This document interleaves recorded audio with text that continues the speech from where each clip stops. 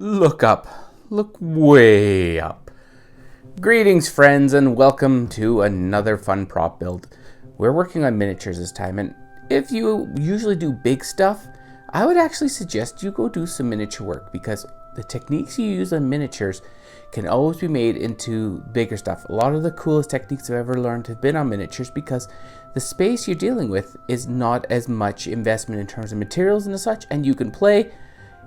It's always suggestible to try this, and this is fun. Regardless, this is the castle from the Friendly Giant, and we're going to be going over a couple techniques here, which is how to make the rock work, the forced perspective here, which is something that Disney and Walt Disney did a ton. It's a fun little project here, and while you may not build this castle, all these techniques can be used somewhere else. Regardless, we're going to get right into it, and we're going to start with the towers.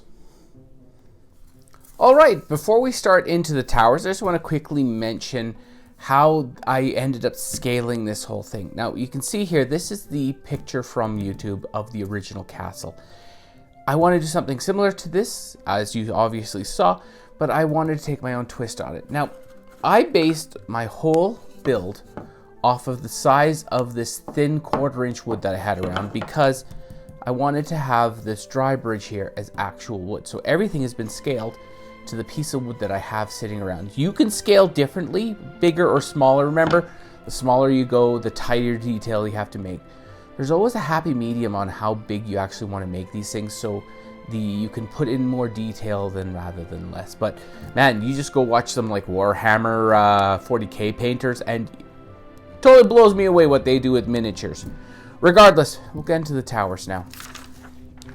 So the towers are nothing more than just square stock styrofoam, which is standard styrofoam, that I have cajoled and forced into becoming a cylinder. Now, you'll see here, I'm going to go over how I went about this. So you start with your typical block of styrofoam, drawing a line from each corner to each corner. I then, using my protractor, or my compass, sorry, not a protractor, I drew the circle here so I have a guideline of how big I actually want this thing to be.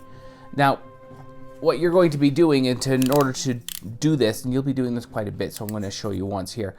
You're just going to be cutting off the corner, and on this longer stock, like this, holding this line is actually going to be really hard.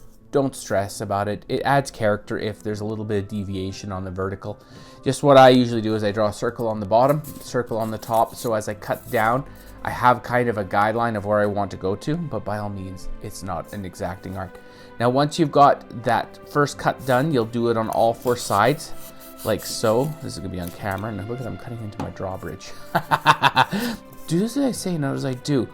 And then what you do is once you've got that main cut done, what you do is you just come down and slice a bit off the corners of each one of each main slice you did. And what will happen is you'll see very quickly you end up with kind of like a multifaceted octagon type thing where you'll have a pretty good curvature on this. We'll be doing this on the turrets as well as the turrets is what we're working on, and then the roof. Now, once you have all this cut down, I have got 2 types of sandpaper. I've got this drywall sanding block, which works amazing on styrofoam. And then I just have some, 220 grit sandpaper that I use to just polish it up and bring it down to the point that it's actually something that looks like this. And as you can see, the lines aren't perfect. There's deviations in here, but it's not that big of a deal. Once you've got this done, over the whatever height that you need, that will be the base of your tower. Now, what I did is I only got a toilet paper roll. Why do I need this? Well, it helps me draw lines around a cylinder. And all I did is this was looking pretty beat up at this point because it has done a lot of work. And what I do is I just cut a line in the back of it, and then I use it, as you can see here, to give me a ruler to draw lines around the cylinder. And then all I do is I move down and move down and move down. you'll be doing this about 1,000 times. So it really takes a while. Then once you've got all of these lines drawn, what I did is I used a wood burning soldering iron, which was too hot for the job. I need to get a variable heat one because this was just a little bit too much. It was a rodeo in terms of I had to be very well behaved. Then I went through cutting the horizontal lines first. I went right top to bottom and then flipping it. All I did is I nicked it with the hot knife back and forth to make bricks. I'm not perfect. I screwed up on this. You can see sometimes where the knife didn't burn completely through. It all adds character. You don't have to be absolutely perfect. In reality, what I really like about building miniatures versus, say, rendering this on the computer is the character you end up with on this actual castle. Then once I'm all finished there, I take my piece of concrete, which you've probably seen this if you've watched my previous videos. This is one of my favorite pieces. Why? Because of all this ragged edges, all you do now is you push it into your styrofoam or hit it with the styrofoam. What it does is you can see that it almost damages the brick, gives it a little bit more character. And then on the windows, you can actually go more than this. I was being a little bit easy. I just drew the window and then I cut it out with the soldering iron and then made the window with it. If you want to have a little bit more like realism, you can actually sculpt those windows out of Sculpey and then stick them on, but you've got curvatures. There's lots of stuff to deal with. And for what I was doing, it wasn't necessary this time. So then what you do is you go through and you make a whole bunch of towers. Now, as a quick little note here, I'm gonna take this down here. You'll see that there's 2 towers here, and the hobbits, they're going to Isengard. Lord of the Rings joke anyway. Anyways, as you can see, I'll go horizontal here. This tower and this tower are actually considered the same size, because what I'm doing is I'm doing forced perspective, where if I bring this back just a little bit from the front one, because we're on a 2D plane, this one suddenly looks like it's way back. Now, this works all fine and dandy, but if you do forced perspective, you have to increase the concentration of your lines on the back tower in order to give that illusion. As you can see here, in reality, I've almost doubled the amount of bricks to really give that look of forced perspective. Ignore those big gashes in there. That's something we'll discuss as we get to the assembly. And as you can see here, once again, the windows were just cut out. Regardless, that's how you do the towers. And a lot of the same techniques are going to be used as we go forward. Anyways, next we'll be working on is the roofs. All right, to the roofs. This is pretty straightforward. Once again, starting off with straight square styrofoam stock. You want to measure halfway and put a mark, because that'll be the peak of your roof. And then using a ruler, you connect up to the top. You do that on 2 sides, so this side and this side. Now, I used a hot wire knife that I have on a table to do this. You can use it with knives.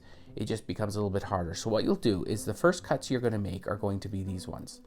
So you'll get those cut. Now, do not get rid of these 2 pieces.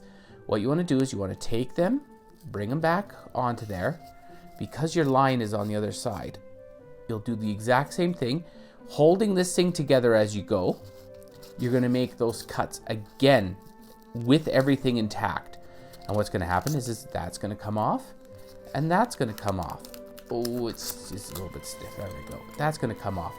And then you'll be left with obviously the triangle. And you just take those last 2 pieces off and you've got your pyramid.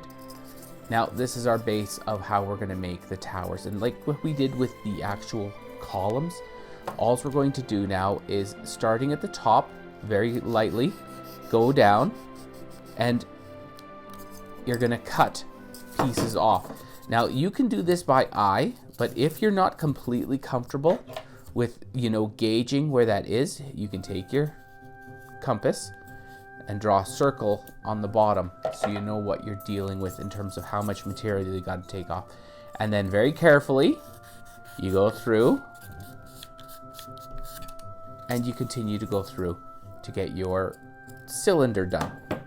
Now, once you've got your cylinder all roughed out and looking all pretty like, you're going to be taking your knife and then just very gently you're going to start with a cut, and you're going to go all the way around the entire thing with a cut that's maybe 1/8 of an inch deep. And why is that?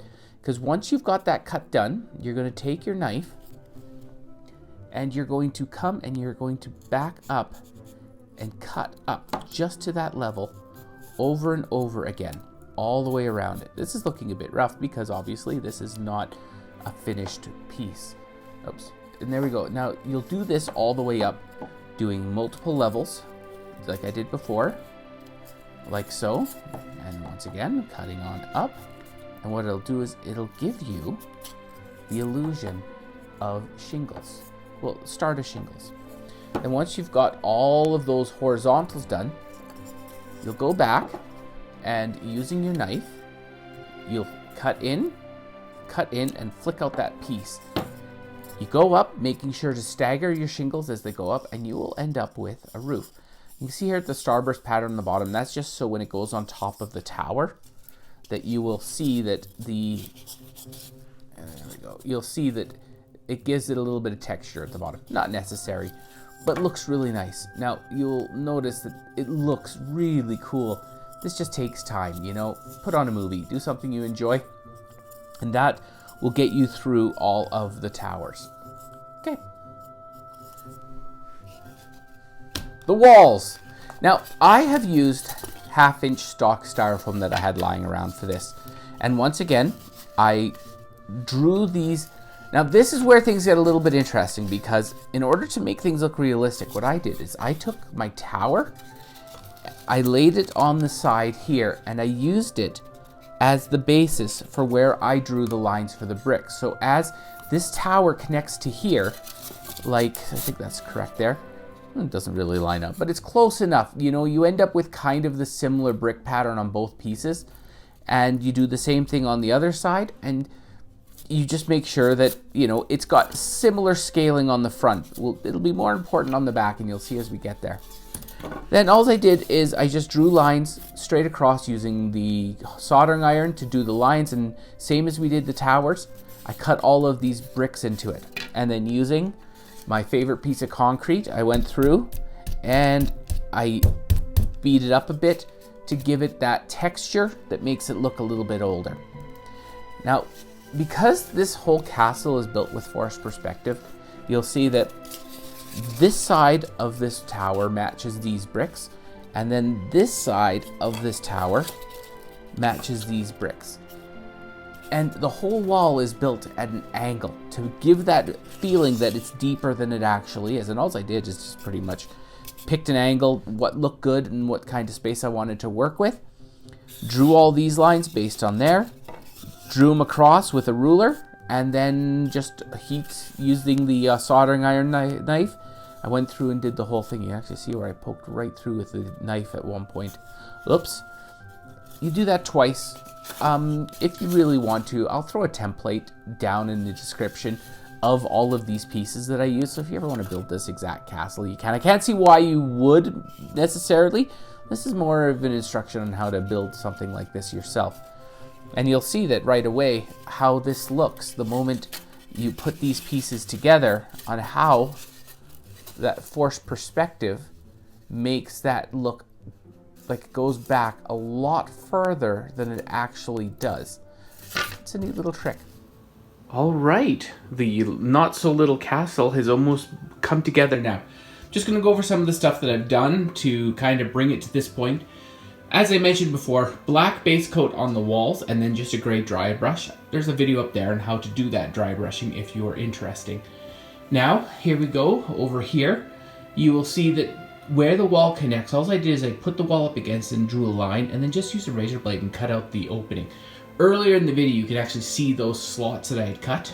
It's a matter of where you want things to sit yourself. Now over here, same thing, same cuts. Now the roofs. Okay.